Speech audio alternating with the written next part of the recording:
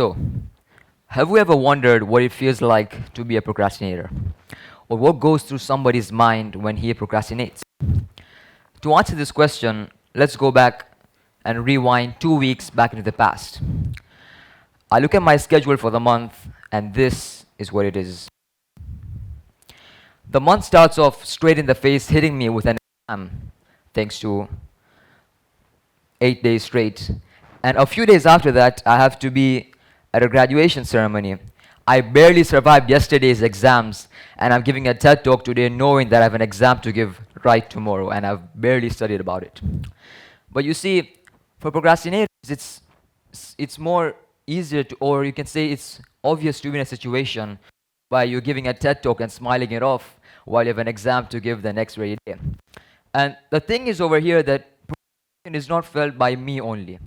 It's by you, by me, by everybody else in this room. Matter of fact, just to prove my point, I brought forward the statistics.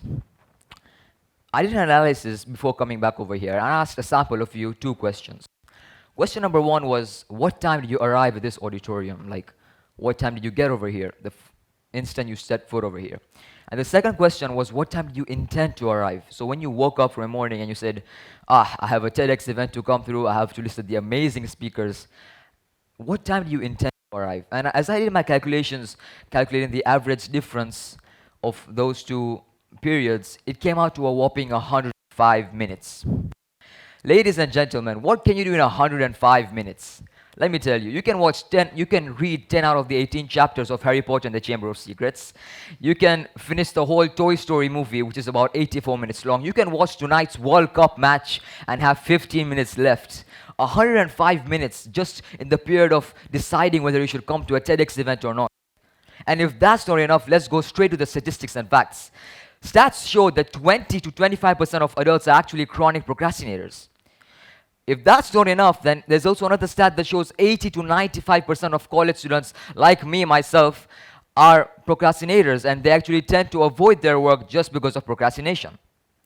Matter of fact, our brain has a phenomenon that goes on that whenever you tell something your brain to do, or you assign a task to your brain, the first thing that your brain does is move away from that task. For example, don't think of an elephant. What came to your mind? It was probably a picture of an elephant standing behind a green jungle over there.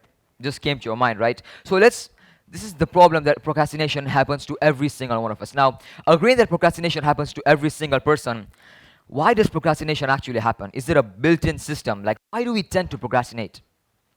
Well, scientists came up with a phenomenon, and they say there's something called Parkinson's law.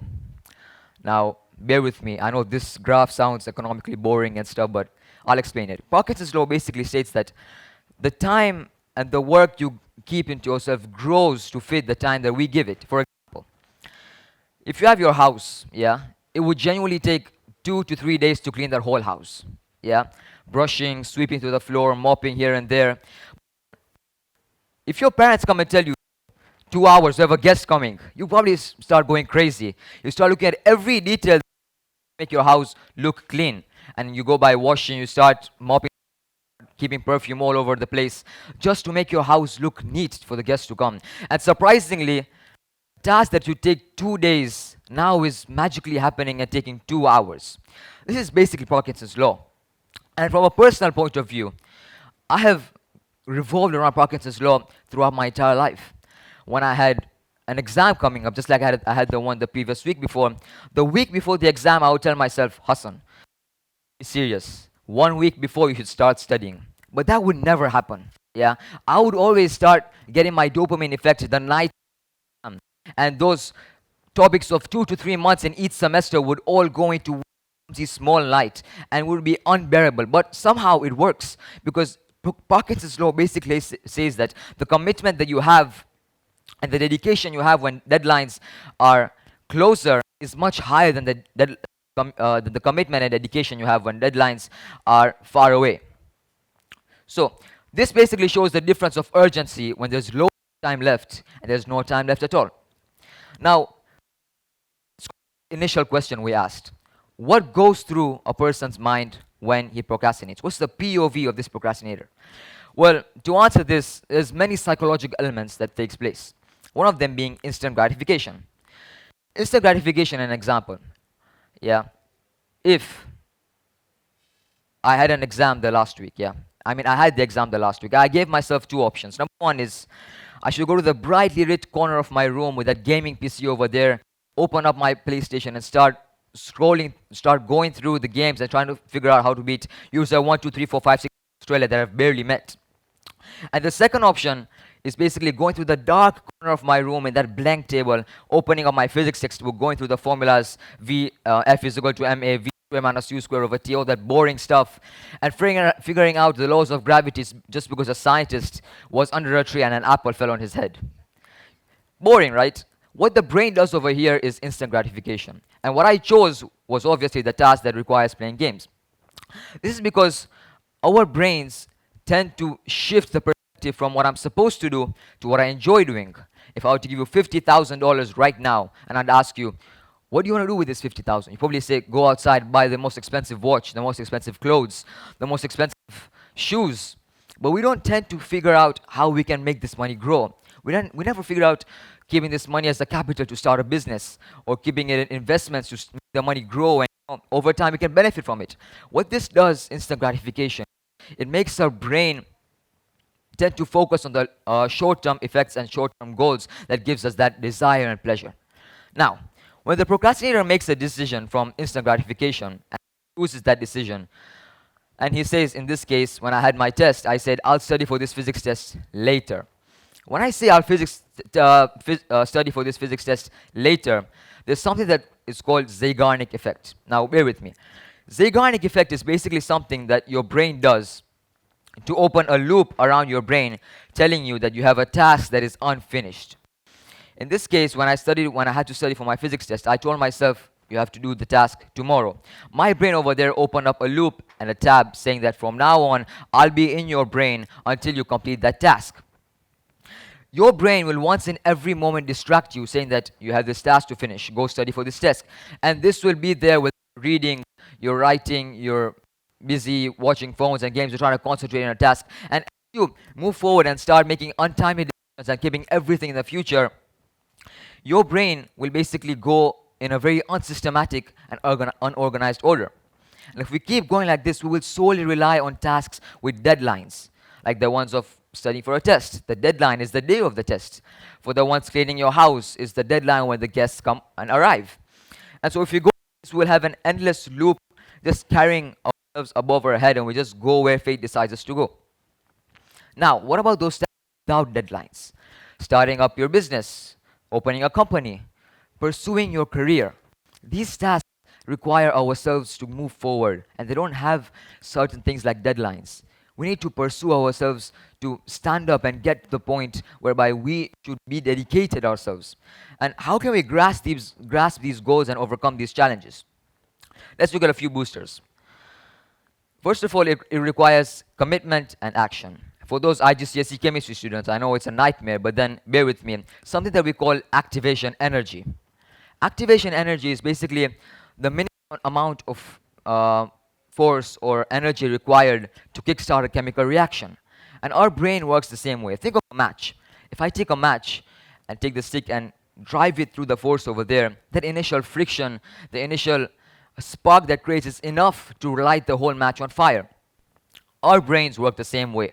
Once we start and once we get dedicated, we will do wonders, who knows. Big tasks only require commitment, whereas then your momentum builds up. And these small boosters, to go through these tasks, they include the 5-second rule. What the 5-second rule is that it tells you that when you sit down and you're breathing, when you hold your breath, you should start counting from 5. So 5, 4, 3, 2, 1. What this does is that your prefrontal cortex that is there in your brain, it restarts it. And when it restarts, your brain that was over there and over here is now suddenly committed to the task you're about to do.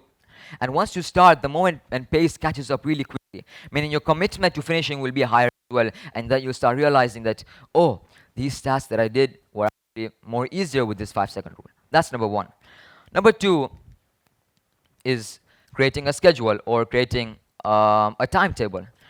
When we came for this event, we had a schedule that was shared, an itinerary. When we go to a school, we have a timetable that is shared, that this lesson is at this period. When we go to a successful business, there's a year planner that is there showing that this meeting is at this moment, this time, this area. Because one thing our brains do is commit to these schedules. When we organize ourselves, we follow better because it's much easier. And our brains tend to follow the systematic order and flows as they're easier to control and act upon. And number 3 is self-empowerment.